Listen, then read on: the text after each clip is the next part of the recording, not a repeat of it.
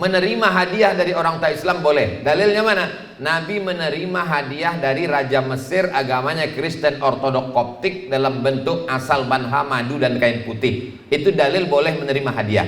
Terima dulu Pak Ketua Masjid, kami terima hadiah sapi ini. Setelah diterima, baru potong sapi itu atas nama 7 orang. Nama siapa aja Pak Ustadz? Ya nama ketua, sekretaris, bendahara. Kalau kurang nama aku masukkan 1. Nah, jadi kalau perusahaan tadi mau berkurban, maka duit denda itu menjadi hak milik perusahaan. Sekarang duit itu menjadi hak milik perusahaan, lalu perusahaan berkurban. Duit itu milik. Nah, dibagi berapa orang? Direkturnya, sekretarisnya, bendaharanya. Maka yang berkurban adalah 7 orang. Akad di awal. Yang membedakan halal haram dalam Islam itu adalah akadnya. Apakah ini hadiah? Apakah ini zakat? Apakah ini infak? Apakah ini hibah? Apakah ini wasiat? Bendanya sama, yang membedakannya adalah akad.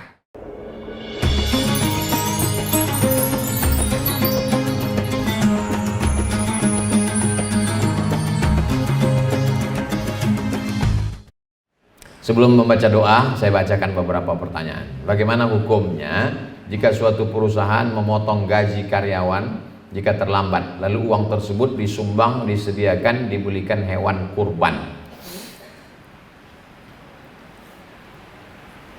Karyawan yang terlambat dendanya mengeluarkan duit, lalu duitnya itu dibelikan hewan kurban.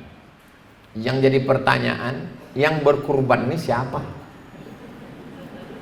Dalam ibadah ada namanya innamal a'malu binniyat. Kalau berkurban niat kurban, 1 kambing 1 orang. Kalau 1 sapi 7 orang. Ini orang yang terlambat 100 orang. Ini yang terlambat sehari 20.000, yang terlambat 3 hari 60.000, dicampurkan semua. Lalu yang berkurban ini siapa? Dan niat dia tak ada niat berkurban, dia niat terlambat. Ayo. Ini semangat beribadah yang luar biasa. Kalau tidak dipahami secara fikih yang baik, maka dia tidak beribadah. Anak-anak sekolah, 1 kelas 30 orang, dikutip 1 orang 100.000. Lalu kemudian ini kurban. Ini kurban apa? Kurban itu harus jelas yang berkurban siapa. Ada pula anak-anak di situ yang agak cerdas sedikit. Ini kalau 1 kambing, gimana kami naik kambing ini 30 orang nanti, kata dia. Jadi ada 1 masjid di Jalan Nangka. Masjid ini dapat 1 sapi dari rumah ibadah tetangga kita yang tak Islam. Tanya ke saya, Ustaz Somad, gimana cara berkurbannya? Kalian terima sapi itu sebagai hadiah. Menerima hadiah dari orang tak Islam boleh. Dalilnya mana? Nabi menerima hadiah dari Raja Mesir, agamanya Kristen Ortodok Koptik, dalam bentuk asal banha, madu, dan kain putih. Itu dalil boleh menerima hadiah. Terima dulu Pak Ketua Masjid, kami terima hadiah sapi ini. Setelah diterima, baru potong sapi itu atas nama 7 orang. Nama siapa aja Pak Ustadz? Ya nama ketua, sekretaris, bendahara. Kalau kurang nama aku masukkan 1. Nah, jadi kalau perusahaan tadi mau berkurban, maka duit denda itu menjadi hak milik perusahaan. Sekarang duit itu menjadi hak milik perusahaan, lalu perusahaan berkurban. Duit itu milik. Nah, dibagi berapa orang? Direkturnya, sekretarisnya, bendaharanya. Maka yang berkurban adalah 7 orang. Akad di awal. Yang membedakan halal haram dalam Islam itu adalah akadnya. Apakah ini hadiah? Apakah ini zakat? Apakah ini infak? Apakah ini hibah? Apakah ini wasiat? Bendanya sama. Yang membedakannya adalah akad. Bagaimana hukumnya jika kita menggunakan lebih dari 1 mazhab dalam kehidupan sehari-hari? Saya untuk memahami 1 mazhab aja belum bisa sampai sekarang. Ada orang di Tembilahan nih mau mengamalkan beberapa mazhab. Kan hebat Tembilahan. Lautnya luas, daging ikannya segar, pohon kelapanya luas, jamaah hajinya terbanyak, ilmunya pun hebat. Sampai beberapa mazhab mau diamalkannya. Konsistenlah dalam 1 mazhab. Saya kalau menjelaskan memang beberapa penjelasan, tapi dalam pengamalan saya anjurkan 1 mazhab. Kalau kita pindah-pindah mazhab ini, kata ulama fikih, nanti khawatirnya kita terjerumus dalam tatabbu' rukhas, Tatabbu' rukhas itu ambil enak-enaknya saja. Bersentuhan laki-laki dengan perempuan yang tak mahram, bersentuhan kulit, dalam mazhab Hanafi tak batal. Karena makna aula mastumun nisa itu artinya maaf, beribu maaf, berhubungan kelamin baru batal. Jima baru batal. Kalau hanya kulit tak batal menurut mazhab Hanafi. Tapi dalam mazhab Hanafi berkurban wajib. Saya khawatir kalau lompat-lompat mazhab, pas dia mau pergi, abang pergi dulu ya dek, ya. Habis itu sampai di kantor sholat dia, abang kok tadi kan udah bersalaman sama istrimu. Tak batal karena aku tak ada berhubungan. Oh, pas ada raya kurban, kau tak berkurban. Kurban itu sunat muakkad. Kalau memang konsisten pada Hanafi, kurban itu wajib. Terus nanti pas nikah melompat dia balik ke Hanafi.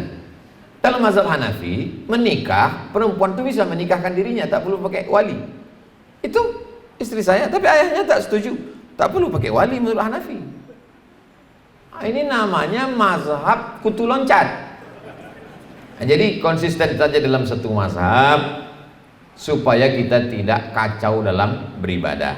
Kalau masjid itu mazhabnya Syafi'i, jangan robah dengan mazhab lain, nanti membingungkan jamaah. Bismillahnya jahar, subuhnya pakai kunut, itu mazhab Syafi'i. Bismillahirrahmanirrahim, alhamdulillahirabbil alamin. Habis itu kunut, Allahumma hdina fiman hadait. Kita di kerajaan Indragiri yang sekarang pecah menjadi dua, Indragiri Hulu dengan Indragiri Hilir, kesultanannya Kesultanan Melayu yang sebelumnya tidak Islam. Beda dengan Siak, Siak itu dari awalnya Islam. Beda dengan Pelalawan, Pelalawan itu dari awalnya Islam. Beda dengan Kesultanan Asahan, Kesultanan Asahan itu anak dari Sultan Iskandar Muda namanya Abdul Jalil bin Iskandar Muda, Islam. Beda dengan Sultan Delhi, itu awalnya Islam. Indragiri lebih tua dari itu semua, berawal dari tidak Islam. Orang dulu pakai nama hewan. Yang paling hebat di hutan itu adalah singa. Makanya di tanah Batak dipakai si singa Mangaraja. Sampai di Inggris pun dipakai namanya Richard the Lionheart. Si Richard berhati singa. Sampai ke Indragiri, nama raja yang terkenal namanya Narasinga. Diabadikan sebagai nama stadion di Rengan, Narasinga. Setelah pindah ke agama Islam, mereka merubah nama-nama sultan menjadi nama Islam, dan mereka melihat ada seorang ulama besar dari tanah Banjar dijemput datang kemari untuk menjadi mufti, namanya Syekh Abdurrahman Siddiq Al-Banjari, cicit dari Datu Kelampayan. Itulah dia Tuan Guru Sapat. Saya beberapa kali tausiah keliling Banjarbaru, Banjarmasin, sampai ke Barabai, sampai keliling Kabupaten Provinsi Kalimantan Selatan. Yang mereka tanya, pernah ke Guru Sapat? Pernah ke Tembilahan? Itu aja. Tak ada mereka tanya gubernur, bupati, tak ada mereka tanya. Mohon maaf Pak Bupati. Yang mereka tanya itu, untungnya saya pernah sampai ke Guru Sapat. Coba kalau tak sampai, pernah ke sana. Jadi memang luar biasa. 20 tahun lah Syekh Abdurrahman Siddiq Al-Banjari menjadi mufti di kerajaan Indragiri. Sampailah kita merdeka tahun 1945, sultan-sultan ini menyerahkan kedaulatan kepada Insinyur Soekarno, dan kita pun menjadi negara kesatuan Republik Indonesia. Jadi asal usul kita bermazhab Syafi'i, beraqidah Asy'ari, bertasawuf Sunni Imam Ghazali. Tiga itu jangan sampai dihilangkan. Apakah sama kita dengan Papua? Ya, saya sampai ke Papua. Di sana, di Papua Barat itu Muslim. Raja Ampat, raja-raja. Salah satu rajanya masih ada. Dibawalah saya berjumpa dengan keturunan raja itu.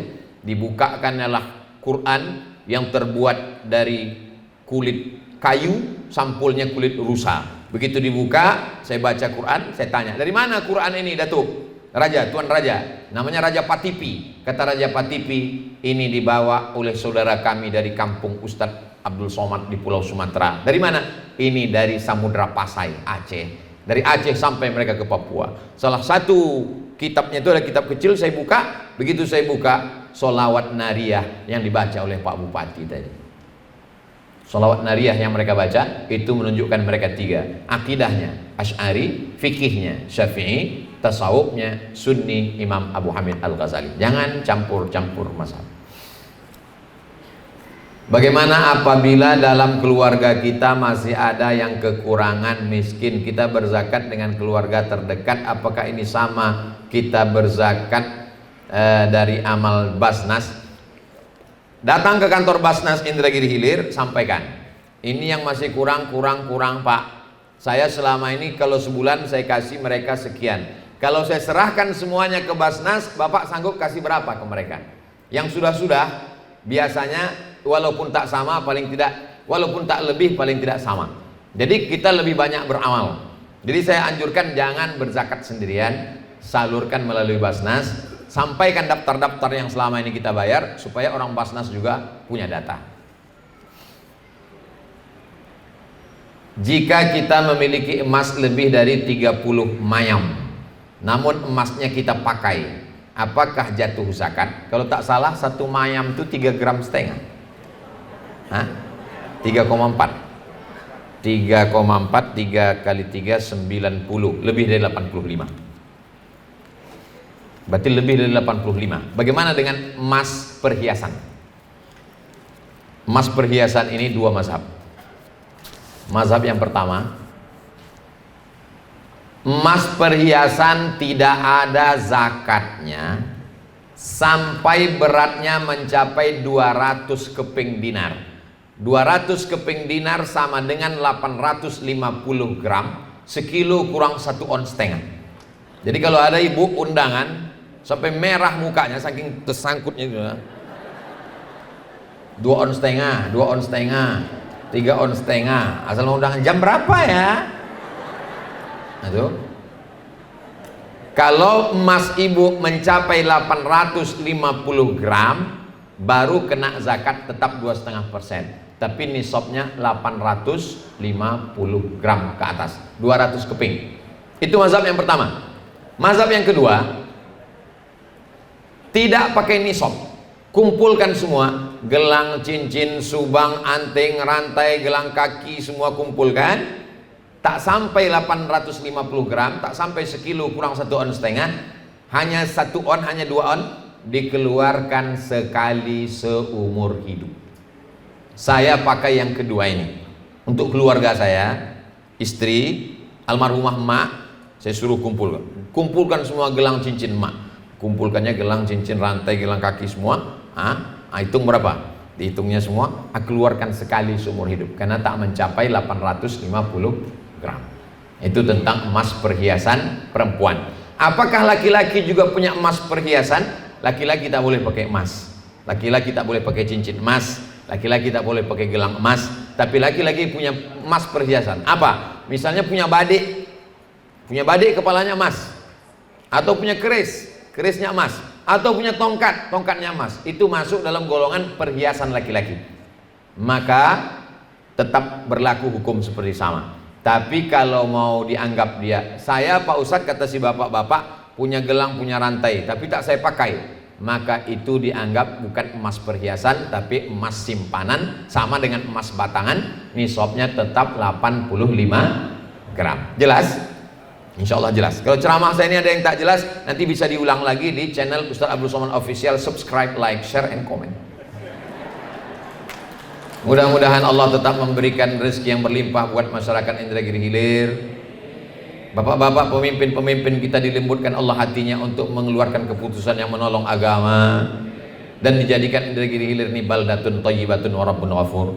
Untuk segala niat baik ini Al-Fatihah. A'udzubillahi minasyaitonirrajim. Bismillahirrahmanirrahim. Alhamdulillahirabbil alamin. Arrahmanirrahim. Maliki yaumiddin. Iyyaka na'budu wa iyyaka nasta'in. Ihdinas siratal mustaqim, siratal ladzina an'amta 'alaihim ghairil maghdubi 'alaihim waladdallin. Amin. Allahumma shalli ala sayyidina Muhammad wa ala ali sayyidina Muhammad. Assalamu alayka ya Rasulullah. Allahumma anzilir rahmata was salamata wal barakata ala hadhil jamaah. Turunkan keselamatan, kerahmatan, keberkahan kepada seluruh jamaah yang hadir ini ya Allah. Allahumma ja'al hadzal balada baladan amina. Jadikan Indragiri Hilir negeri yang aman dan damai.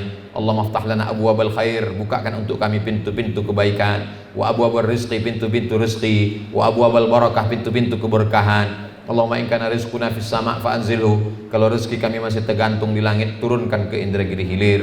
Wa in kana fil ardi fa akhrijhu. Kalau masih tertanam di tanah, keluarkan ke Indragiri Hilir. Wa in kana ba'idan faqarribhu. Kalau masih jauh, dekatkan ke Indragiri Hilir. Wa in kana mu'siran fayassirhu. Kalau masih sulit dan susah, mudahkanlah ya Allah. Allahumma ya muyassir kulli asir, Engkau yang memudahkan segala yang sulit. Yassir lana umurana, mudahkan segala urusan kami. Ballagh maqasidana, sampaikan segala maksud niat kami. Waffiqna lima tuhibbuhu wa tardah, tanamkan dalam hati kami taufik dan ridhamu, supaya kami beramal dengan amal yang Kau cintai ya Allah. Allahumma akhtim lana bi husnil khatimah wa la taqtim alaina bi su'il khatimah. Rabbana ighfir lana dzunubana, ampunkan dosa kami, wali abaina ayah kami, wali ummahatina mak kami, wali azwajina pasangan hidup kami, wali zu'amaina sholihin, pemimpin-pemimpin kami yang soleh yang baik-baik, wali man hadarana, semua yang hadir di majelis ini ya Allah.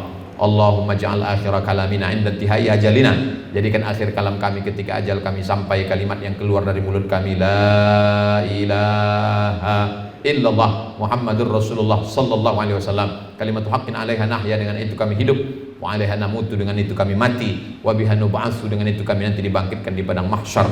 Allahumma adkhilnal jannata ma'al abrar, masukkan kami ke dalam surgamu bersama orang-orang soleh, ma'an nabiyyin, bersama para nabi, wassiddiqin, bersama orang jujur, wasyuhada, bersama orang mati syahid, wassalihin, bersama hamba-hambamu yang Kau berikan kebaikan, ma'al habibil mustafa fi jannatikal ula, bersama Nabi Muhammad SAW dalam surga jannatul firdaus. Rabbana atina fid dunya hasanah wa fil akhirati hasanah wa qina adzabannar. Wa sallallahu ala sayyidina Muhammad wa ala alihi wa sahbihi wa sallam, walhamdulillahi rabbil alamin. Taqabbalallahu minkum minna wa minkum taqabbal ya karim. Terima kasih segala perhatian, mohon maaf segala kesilapan dan kekhilafan. Aqulu qouli hadza astaghfirullah li wa lakum. Wassalamualaikum warahmatullahi wabarakatuh.